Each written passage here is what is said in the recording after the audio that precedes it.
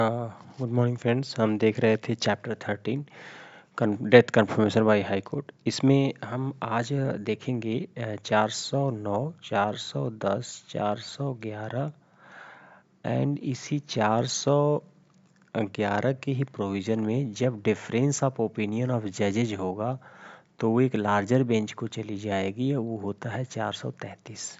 ठीक है, ये चारों सेक्शन रिलेटेड ही है। तो पहले 409 हम देखेंगे। 409 है कन्फर्मेशन। क्या confirmation? Death sentence by high court और एनल। ठीक है, तो इसमें 3 कंडीशन बताया है। कंडीशन ए, थोड़ा सा गैप कर दे रहा हूँ, कंडीशन बी एंड कंडीशन सी। पहले वाले कंडीशन में कह रहा है कि मे बी कन्फर्म। ठीक है, हाई कोर्ट के पास आए हो तो भाई मे बी कन्फर्म, या तो आपके डेथ सेंटेंस को कंफर्म कर देगी। अगर कंफर्म कर देगी तो ये प्रोसीडिंग लंबी चलेगी। तो अगर कंफर्म होगा तो ये जो डेथ सेंटेंस है यहाँ से कंफर्म होते ही सेक्शन 10 स्टार्ट हो जाएगा, सेक्शन 410 स्टार्ट हो जाएगा। ज्यों ही कंफर्म होगा त्यों ही साइन बाई एटलीस्ट 2 जज। साइन बाई एटलीस्ट मतलब डेथ सेंटेंस कंफर्म करने के लिए हाई कोर्ट के जज के पास आई, हाई कोर्ट ने उसको कंफर्म किया तो अब वो साइन करने के लिए at least confirm by at least confirm by 2 और मोर जजेज एंड साइन बाय एटलीस्ट 2 जजेज। मतलब किसी को ऐसे नहीं मारना। ये सब क्या जानते हैं? ये सब है चेक एंड बैलेंस। इसको कहते हैं हमारे सिस्टम में चेक एंड बैलेंस। और इसी को पढ़ के आपको महसूस होगा कि 10 गुना भले 10 जो है मुजरिम भले छूट जाए लेकिन एक बेगुनाह को जो है फांसी नहीं होनी चाहिए। तो यदि कंफर्म हुआ, अगर हाई कोर्ट ने कंफर्म किया तो ये 410 सेक्शन यहाँ स्टार्ट होगा और ये कंफर्म किया जाएगा 2 और मोर जजेज और साइन बाई एटलीस्ट 2 जजेज के पास। ठीक है, अच्छा, अगर मान लीजिए साइन करने के लिए गया, ठीक है, और वहाँ शुरू हुआ अलग हिसाब किताब। ठीक, अभी देखिए सब क्लास ए ही हम बोल रहे हैं, सब क्लास ए में ही 410 हो गया। अब इसी में स्टार्ट हुआ 411 सेक्शन 411। ये क्या कहता है? ये कहता है कि यदि डिफरेंस इन ओपिनियन होगा, ठीक है, if not difference in opinion, हाँ सॉरी, डिफरेंस इन ओपिनियन होगा तो 411 स्टार्ट हो जाएगा। मतलब मान लीजिए साइन करने के लिए 2 जजों के पास आया, एक जज ने कहा कि नहीं नहीं ठीक है इसको दे दो, दूसरे जज ने कहा कि नहीं नहीं। अगर ये डिफरेंस इन ओपिनियन शुरू हुआ, अभी देखिए सब कंफर्मेशन ही चल रहा है, डिफरेंस ओपिनियन शुरू हुआ तो 411 स्टार्ट हो जाएगा।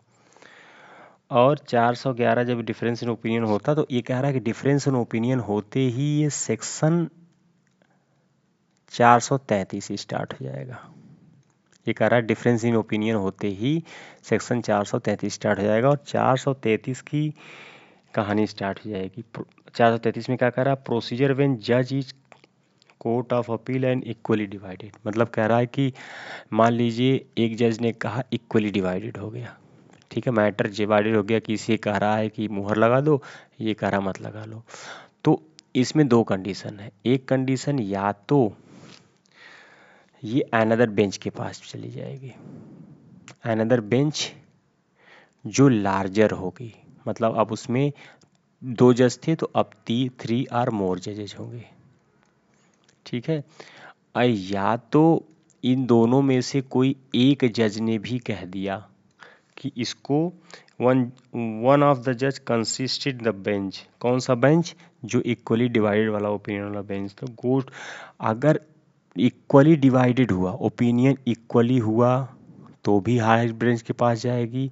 और इसमें से एक भी, मान लीजिए 4 जज थे, मान लीजिए अभी 2 जने, मान लीजिए यहाँ पे 4 जज हैं। अब 4 जज में 2 कह रहे हैं मार दो, 2 कह रहे हैं बचा दो। अब इसमें से कोई एक जज भी कह दिया तो ये अब 4 जजों के बाद ये और लार्जर बेंच के पास चली जाएगी और न्यू बेंच के पास चली जाएगी और वो न्यू बेंच जो है रिकंसिडरेशन एंड रीहर्ड करेगा। वो अब फिर से उसके डेथ कन्फर्मेशन को रिकंसिडरेशन और रीहर्ड करेगा।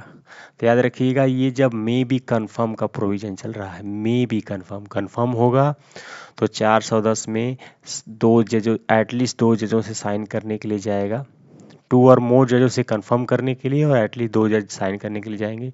2 जज साइन करने जाएंगे तो उसमें से अगर डिफरेंस इन ओपिनियन हुआ तो 411 स्टार्ट हो जाएगा। 411 में कह रहा है कि डिफरेंस इन ओपिनियन होते ही ये चला जाएगा 433 में। 433 में कि जब डिफरेंस इन ओपिनियन हो जाएगा तो उसमें से यदि इक्वली ओपिनियन होगा तो भी लार्जर बेंच के पास जाएगा, और अगर इस मान लीजिए 4 जज होंगे और उसमें से कोई एक जज भी कह दिया कि नहीं इसके लिए हमको लार्जर बेंच गठित करना चाहिए तो लार्जर बेंच गठित होगी और रिकंसिडरेशन और रीहर्ड होगा। ये सब क्लॉज ए का कहानी है। कन्फर्मेशन याद रखिएगा, अभी हम कन्फर्मेशन की कहानी पढ़ रहे हैं। अब एनल की कहानी बदलना होगा तो क्या होगा, सब क्लॉज बी कह रहा है कि मे बी एनल और कन्विक्शन और ऑर्डर, ठीक है, may be anal the conviction, ठीक है, कह रहा है कि मे बी नए वाले पेज पे बताते हैं आपको। सब क्लॉज बी कह रहा है कि 409 का sub clause 2 sub clause B कह रहा है कि may be anal the conviction और ऑर्डर न्यूट्रल, या तो कन्विक्शन को एनल कर देगा, कन्विक्शन को एनल कर देगा। देखिए ए में पढ़े थे क्या करेंगे, कंफर्म कर देगा, मुहर मारेगा, तो मुहर मारेगा तो कितने चेक एंड बैलेंस थे, या तो इसको कैंसिल कर देगा कन्विक्शन को, या तो न्यूट्रल का ऑर्डर दे देगा भैया हम फिर से सुनेंगे। और अगर फिर से सुनेगा हो तो हो सकता है वो सेम पनिशमेंट भी रख सकता है, और हो सकता है कि सॉरी, अगर न्यूट्रल स्टार्ट करेगा तो सेम चार्जेस पे भी स्टार्ट कर सकता है, और अमेंड द चार्ज, अमेंड जो चार्ज लगता है ना, framing of charges, amend the charge को अमेंड, ये दोनों कंडीशनों में वो न्यूट्रल स्टार्ट करेगा। ठीक है, सब सेक्शन सी क्या कहता है, और मे बी इक्वेटेड, ठीक है, आए हैं कंफर्मेशन कराने कि फांसी लगेगी न लगेगी, तो ये भी हो सकता है कि वो इक्वेटेड कब होगा आपको पता ही है, जब रीहर्ड होगा। इक्वेटेड सब जब भी आएगा याद रखिएगा, फिर से हर्ड होगा, फिर से ट्रायल होगा और फिर से एविडेंस लिया जाएगा, तब भी एक्विटल हो सकता है। ठीक है, तो ये है हमारा सेक्शन 409, 410, 411 एंड 433। वीडियो कैसा लगा लाइक सब्सक्राइब करिए, काफ़ी मेहनत से वीडियो बनाते हैं, आपके एक लाइक और सब्सक्राइब से हमको अप्रिसिएशन मिलेगा। Thank you.